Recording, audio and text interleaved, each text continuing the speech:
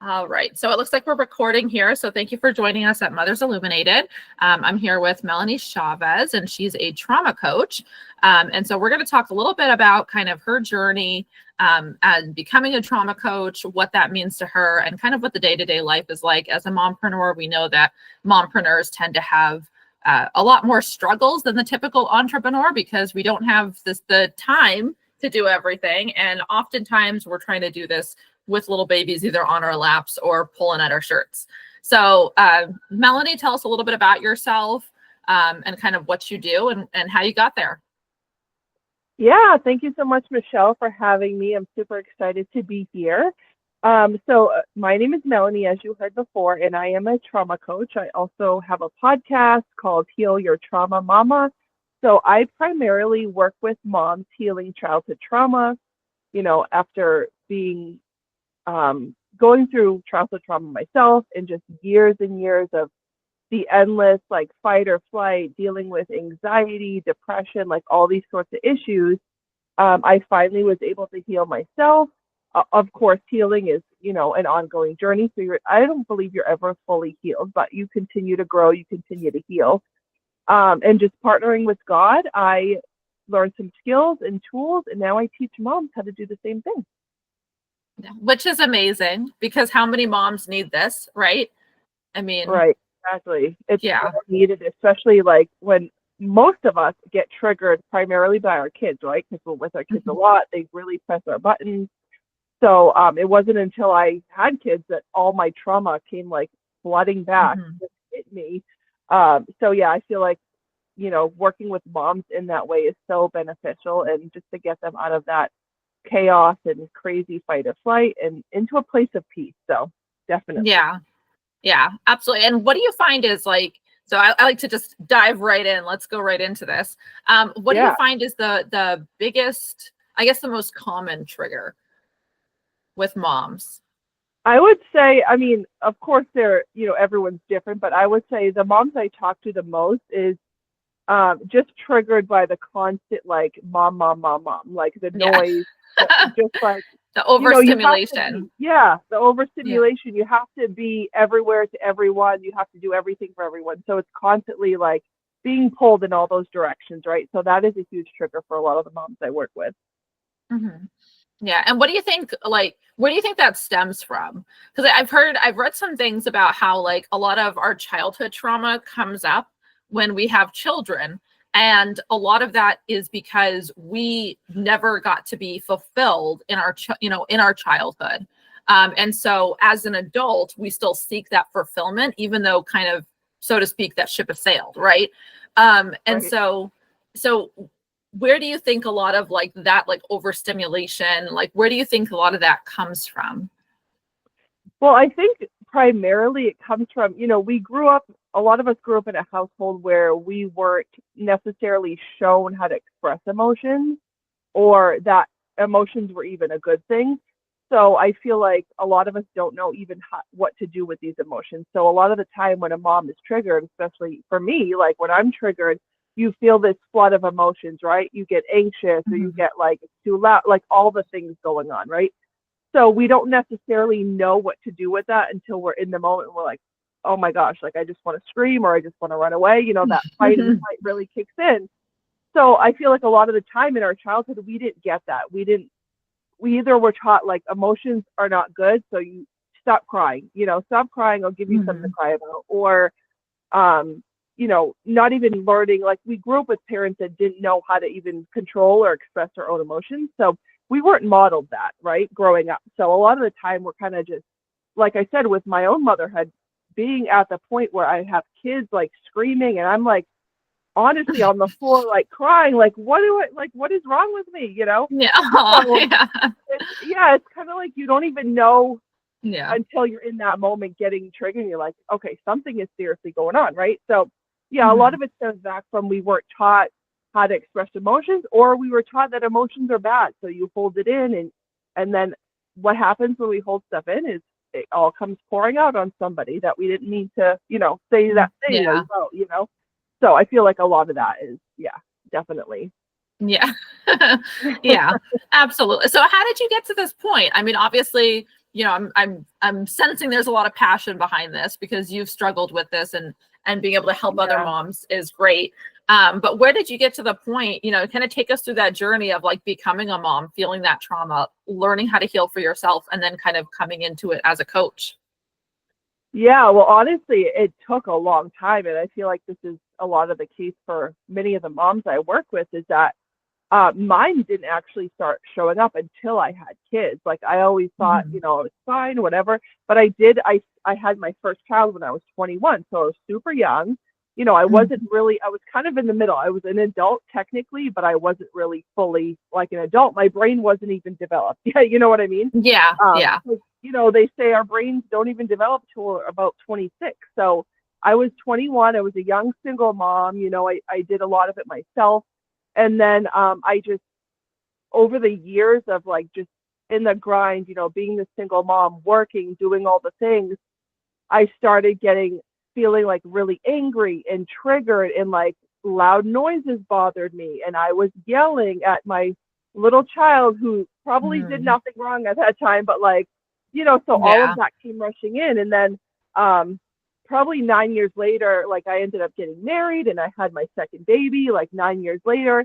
And then it all started happening again. So I didn't even realize this until probably into my 30s when I had my second child. Mhm. I just thought, this is just part of motherhood. Like, I'm going to be stressed out all the time. I'm going to be yelling. Like, this is just Mhm. my life. So it wasn't until I was about 30, 31 where I'm like, this is like not, I don't think this is normal. Like, not that Yeah. everything's normal, but you know what I mean? Like, I shouldn't be angry all the time. I shouldn't be like lashing out and yelling. It actually got to a point where my daughter, my second born, she was about 1.5, and she had like a lot tantrums as kids do, Mhm. yelling, screaming, throwing herself for like 20 minutes at a time. I Yeah. literally, like, I got into this fight or flight mode. I remember like the exact day. I remember the house we were living in. Like, I remember that I just literally took off and I left the house. I left her with my husband. And I'm like, I gotta go. Like, it was almost like this itching, like, feel like I need to get out of there. Like, this, Mm. like, I cannot deal with this yelling. And then over the years of my own therapy and coaching and all this kind of stuff, I realized, like, oh my gosh, like, I come from a family, like, I grew up in a very chaotic household of a lot of yelling and screaming, and my parents were Mhm. fighting all the time. So it was very um volatile, to say the least. Like, no abuse or anything like that, but in a sense, like, yes, yelling, I mean, that can be a form of emotional abuse, whatever, if you want to call it Yeah. that. But I realized, like, oh my gosh, this is why I like have the urge to like just take off. Like, I cannot deal with this noise. Mm. So it Yeah. took a lot of therapy. I mean, a lot of even marriage therapy between me and my husband. He's like, what is wrong with you? Why are you leaving me with this screaming child? And I would just take off. You know what I mean? So Yeah. Yeah. definitely some very hard, really low lessons for me. But Mhm. thank God that I went through that, and I was able to recognize, like, this is why I'm doing these things, and then Mhm. Yeah. work on those steps to change it and to make those changes. I think is so key, because once we're able to recognize this is why I'm acting or reacting this way, then I can finally, okay, what can I do to like work on it and move forward? So that's kind of where all of that, my background developed. And like, I just started helping moms do the same thing, like going through, I get it. My heart is for moms. Like, I totally understand the struggle of being triggered and overwhelmed and overstimulated and all the things. So yeah, that's kind of Yeah. where all my journey began. Yeah, and I think that's so relatable too, because I mean, I think we've all kind of been there where it's like your child is screaming and no amount of reasoning or logic or cuddles is going to stop it. And it's like, what Yes, do you do in yes. that situation? And I've always, so I should preface this by saying I definitely get triggered, and I've got, and I Right. went through a whole, I guess, period of being very, yelling and stuff like that because it's just overwhelming. Um, but the one thing I have to say is I was lucky in that I was very quick to say something's not right here, because I've spent my entire life wanting to be a mom, and here I am as a mom, and I'm just like pissed off and stressed out all the time. And that's not Right. like, I was like, how does, like, that this doesn't make sense to me. And Yeah. So, and then on top of that, it was the expectation for children to be able to manage their emotions better than a parent could, right? And so to me, it Exactly. was, why am I acting like my child, right? And Right. that was a huge moment for me, I just have to say. So I do have to say, like, I was lucky in the sense that I immediately like recognized something was wrong and went out on that journey to figure that out. And I was able to get to it pretty quickly, which was awesome. And I will say, like, now what I do, like, if my kids are throwing a tantrum, now it's like, hey, look, I know you're feeling X, Y, and Z. I help them identify what they're feeling so they can learn what their emotions are, right? And put a name to it. And then I kind of just let them know, like, hey, if you want a hug, I'm here. Like, just let me know and I'll hug you. You know, and that way it's like they have the space to get it out, to do, as long as they're not hitting anybody or throwing anything. If they do that, I have, you know, I obviously have to stop them. But, you know, if they're just throwing a tantrum and falling on the floor and doing their thing, then you know what? Get it out. Like, get it out and then come to me when you want to hug and you want to move on. And it's funny because I've noticed that, like, when you start doing that, it's very, you know, see, I got my 3-year-old coming at me now. You know, you start off with like, they're kind of like, let me just keep carrying on and see what happens. But then after a while, they start to get it. And then it's just like, they carry on for 5 minutes. And then they're like, all right, I think I'm done now. Let's go get that hug. Like, Right. Well, I yeah, give me 1 second. This is just the mom, no the mom and what's happening right now.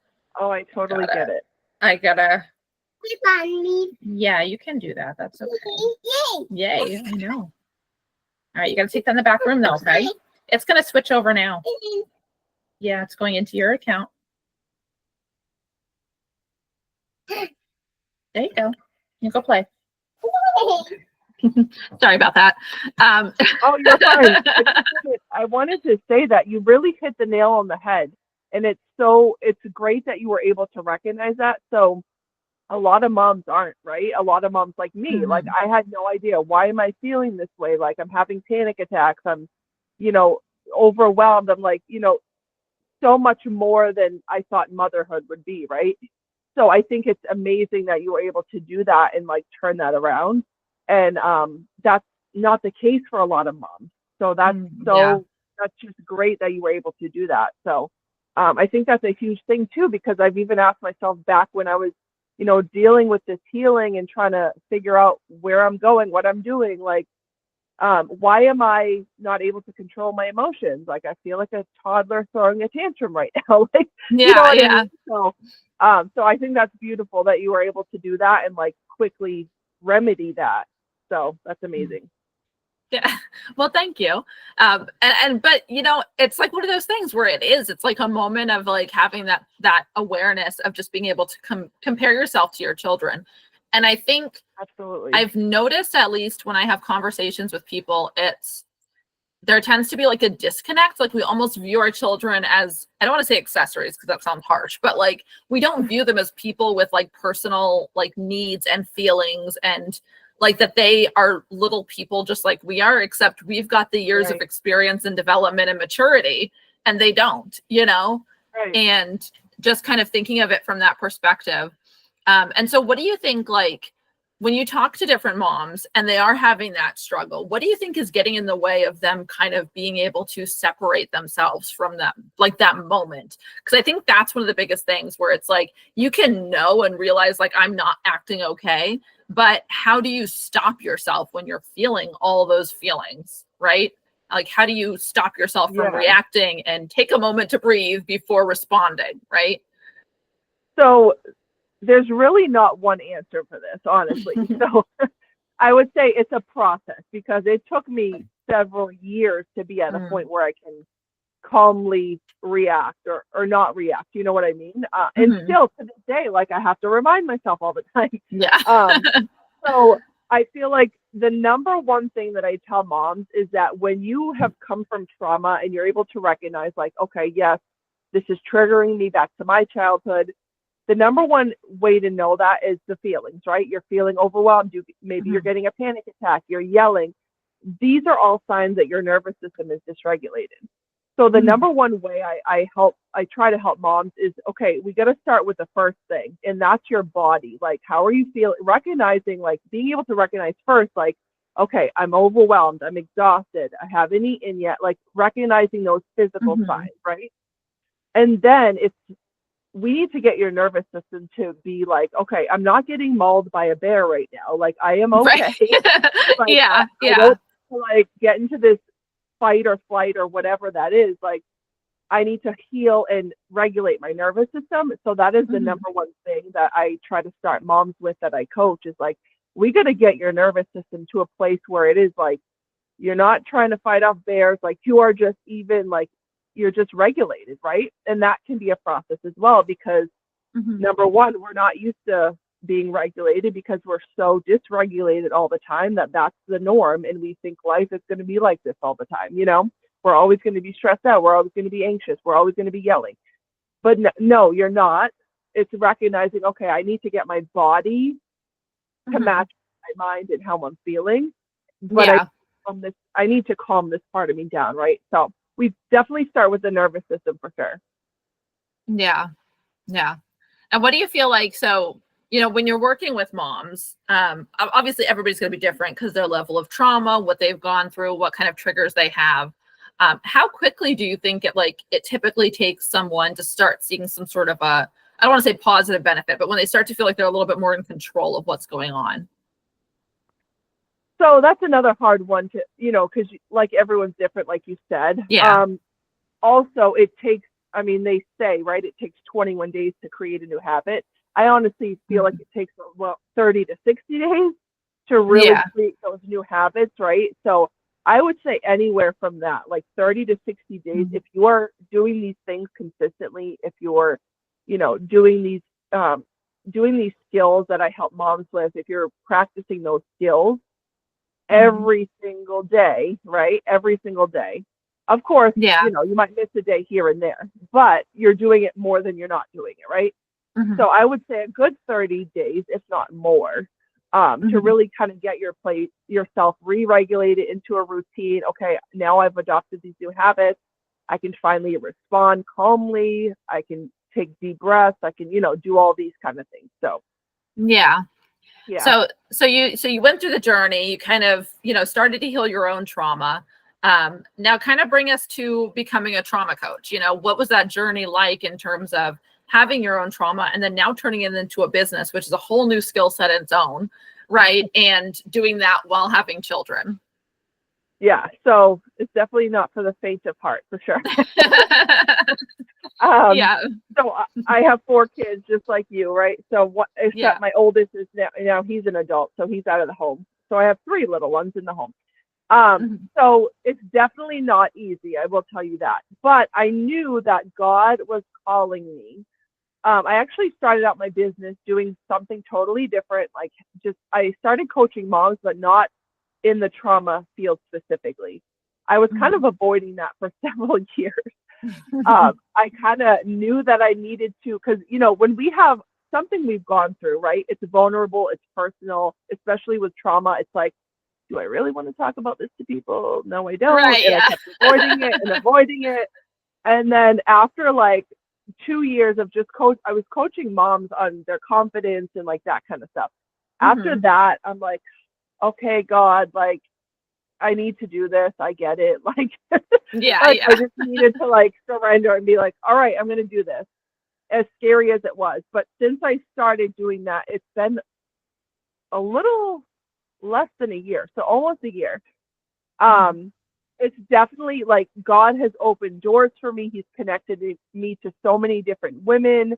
He's just given me more confidence in doing it because I know He's calling me to do this because I've walked through this, right? I've walked through, not, Mhm. of course, my journey's not the same as anyone else's, but I've gone through Yeah. similar things, right? So I feel Mhm. like just this tugging on my heart, like to just help these moms because I've been in such a place where like crying on the floor, I'm depressed, I'm exhausted, like no one was there to help me. You know what I mean? So I totally Yeah. can sympathize and empathize with women going through this because it's a lot. Um, so I guess I would say just like in your gut, you know what you're supposed to be doing. Like you feel that pull, you feel that calling, like like what are you passionate about, right? So Yeah. I after you kind of step into that and say, okay, even though this is like so scary and I'm not ready for this, like I'm just gonna do it. Like I need to do it, right? Because you feel Yeah. that tug. So I think since I started like just really stepping into this, it's been, I mean, it's not easy, but it's definitely easier than I thought, I guess. Of course, you have to, we got to balance the kids and the house and everything else, which is actually not easy for me because I have ADHD too. So add that one, you know. But Yeah. I feel like as long as you're pouring in, like I try to pour into my business as much as I can. I try to stay organized. I try to, make sure I'm not neglecting my family. So Mhm. it's definitely a balancing act for sure. And nobody, like, I don't feel like you can ever find the perfect balance, right? Yeah. I feel that we're always like, you can't control when your kid is sick or when you're sick or when something's happening, right? So just giving yourself a lot of grace and just Mhm. doing what you can when you can and being okay if the house is a mess while I work on my business for this hour. You know what I mean? So Yeah. Yeah. yeah. Yeah. I heard something recently that really like sparked a lot of a lot, just in me. I just thought it was so brilliant. And it was the concept of like there is no work-life balance. And people keep thinking of like, oh, how do you attain work-life balance? And here's like the top 5 tips, Yeah. but like really nobody ever does. You And don't. the Yeah. only way to like make it work is to make work your life. But that doesn't Right. mean that you like, neglect everything else. It just Yeah. means that you integrate everything together so seamlessly that your work Yeah. and your family and your life and all these things just work together, and exist Yeah. together. And it was funny because I thought that was so brilliant. I was like, when you do it like that, when you come at it from the perspective of not like, how do I separate work and life and try to balance them, but Yeah. rather, how do we live the lifestyle of a mom entrepreneur with kids and integrate all of it and just really embrace all of it fully? Then that's kind of when like that shift changes. And I've been doing that a lot more recently. And I've definitely noticed like a huge shift in the way that things work just with having, you know, really created that lifestyle of like, this is who I am. I'm a mom entrepreneur. Yeah. And, I have my kids and I have my work and I do the best that I can with all of it. But I don't necessarily be like, this is my job and this is my family. It's, we're all in Right. this together. Like my family are all like, it's a family business, whether they like it or not, you know?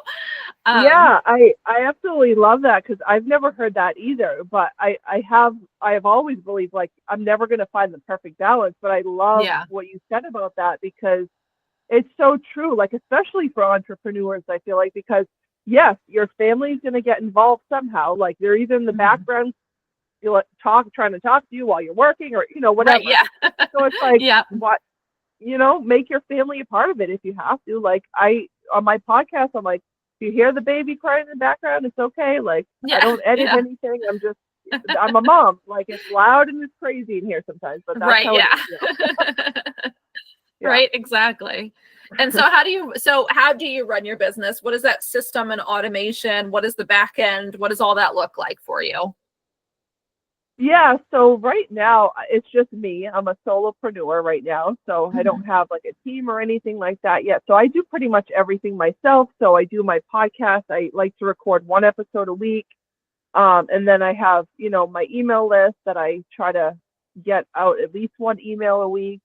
So just those things are like probably my top priorities right now, getting the podcast out and getting my emails out to my people. And then just, yeah, just kind of planning stuff around that. Like whenever I have ideas, I'm a big note taker, just writing all my ideas down, kind of trying to plan stuff out. So I wouldn't say I have like these huge systems yet in place, but Mhm. um, because it's just me right now. So it's like I'm a one-stop shop, I do everything. Yeah. Yeah. So Yeah. just trying to like manage what's a priority to me, right? So my podcast is definitely probably my number one priority at this point, and at least getting those episodes out, I think is big. So Mhm. Yeah. And I love that because one of the things that I've recently been learning about is kind of how it's funny because a lot of us, especially in the beginning where we're trying to make extra money, we come from a scarcity mindset, right? It's like, I can't give away all my secrets because then why would someone hire me? Or I can't do this, or I can't do that because it costs money. And, obviously to some degree that will all be true. But at the same time, the more we give out, the more people trust us, the more people know the value that we can bring. And the more likely they are to refer us to others, to share the content, or to, hire us for themselves. And so I've been learning a lot about how, when you kind of give it all away, that's when you get back in abundance, right? And I love that you're focusing so much on your podcast, because I think that in a way, that's a way to give everything away, right? It's like you're giving away the secrets, you're giving away the format, the formats they should do, the different formulas on how to get through this, and different types of triggers and what to do. Right. And by just giving all that out there, you're just going to be attracting and helping so many people. And then it'll really open the doorway for people to say, hey, I remember that podcast. It did help me. Now I need help on this, X, Y, and Z. And I want personalized help with that. So I'm going to reach out, Right. And I feel like a lot of us moms, we love, I know I do. I listen to podcasts like all the time when I'm cleaning the house, when I'm in the car. Yeah. I'm always like looking to learn and grow. So I feel like podcasting is just so great for that, especially for moms on the go, because we don't necessarily have time to like be sitting and watching videos, right? But podcasts, right. like, Yeah. just pop in your earbud.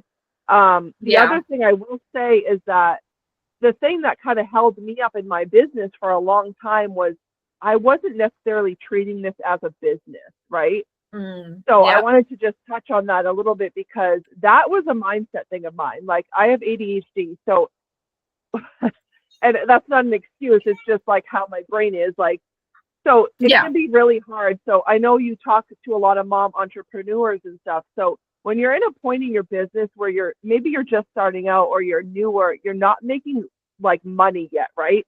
That held me back for so long, because I'm like, oh, I'm not making money, so I'm just gonna, I'll do this podcast whenever I want to, or I'll get this email out whenever. I'm not making money. So, but it's like I had to turn my mindset around on that, because I'm like, well, I need to build it before I start seeing that income, right? Before I start seeing success. Exactly. Yep. So I think a lot of us get stuck on that because you're not seeing the money. And that was such a hard thing for me to overcome, because I'm like, I need to make money. But then I wasn't with my business because I wasn't making money, So it's like, my big advice, like, to women entrepreneurs, especially moms, like, treat it like a business. Like, set yourself business hours, which I'm just learning to do now. Like, I'm available from this time to this time. These are my time blocks. I'm working on my business. I'm doing those income producing activities because I know the money's going to come, but it can be really hard. Like, we get stuck in this mindset, well, I'm not seeing money, so why work? But we're never going to see money if we don't put in the work. You know what I mean? Right. Exactly. Yep. So I just want to mention that, because that was a huge roadblock for me for like almost 2 years. I was just stuck in that, and I didn't grow because of it, So yeah, no, absolutely. And I love that too, because, it's absolutely true. It's like, you have to put in the money to act, or you have to put in the work to actually get the money. And it's also true from the perspective of, like, if you're running a business, right, and you're working, but you're not getting paid, that's a huge, like, you're right. You're not going to get into the mindset of it. So for instance, if you're like, for silly examples, if I'm sitting here and making soap and I'm trying to sell soap, but I'm not selling anything, right? Then you're not going to sit there and be like, oh, I'm a soap maker. Like, that's my job, right? Because you're not getting paid for it. But if you're sitting there and thinking of it as a hobby, then it's a hobby, and you don't get paid for hobbies. Right. So you have to look at it from the perspective of, I am a soap maker. I do have a business making soap, even if you're not making the money. And it's funny because, we were just talking recently, and it's like, whether it's your first workshop that you're putting out or your 8th workshop, it's like, who the hell knows, Right. And I think a lot of time as business owners, or even just as people, we tend to think of like the whole world from our lens. And we don't realize that there's so many other people out there that are living completely different lives. They have no idea who you are. They've got no idea what you're, how many times you've done this or anything like that. And so when you go into it with the perspective of, I'm not a soap maker, I don't have a soap business, then that's what you're telling them, right? But if you go at it from, hey, I'm a soap making company and I make soap, they don't know if you've never sold a bar, right? But now you're a credible soap maker. And so like just changing that mindset. And I know like for us, what a lot of times what we do when we, when we're coaching moms on how to make money is even if like just work on making that first dollar, because the moment you make that first dollar, the mindset just changes. It's like, oh, now I'm this. Like I'm not like, a person trying to be this. I am this, Right. And that's so powerful. Yeah. Yeah. I think we get so caught up in that, like, I'm not making money. And I don't know, it's just so hard to get out of. I know I got stuck for so many years, but on the other side of that too, I was,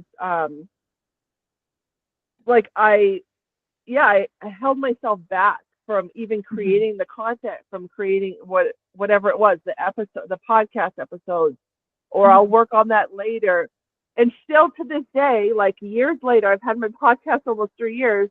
I still need to constantly remind myself, because my little ADHD brain wants to be like, you're not making money. We tie money to business, or like, but now, like, no, it's like, it's almost like I would get this not guilt feeling. I don't even know what kind of feeling it was, honestly, but like, I'm working, right? I'm working in quotes, like working right now, but I am working. Like, this is my business, right? So I had to get out of like,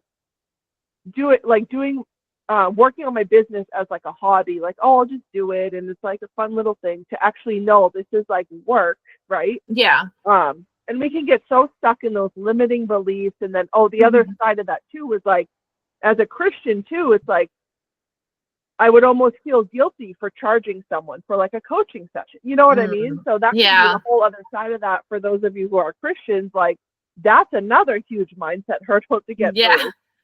So it's like my mind's constantly going, but no, treat it like a business. It's going to pay you like a business. If you don't, it's going to pay you like a hobby, which doesn't pay you. So, right. Yeah, exactly. I think we talked about this a little bit in the weekly chats that we do in the membership, and where it's like, if you're sitting there and you're having like some weird thing about not wanting to charge, or, that whole talk about money. And it's so funny because I think a lot of times, especially as women, I feel like it's more prevalent in women. Like, men are biologically designed to go out and, and provide. So they're designed to go out and get money. They're more selfish in that respect. And for a good reason. They have to be, because they got to provide for a family. Right.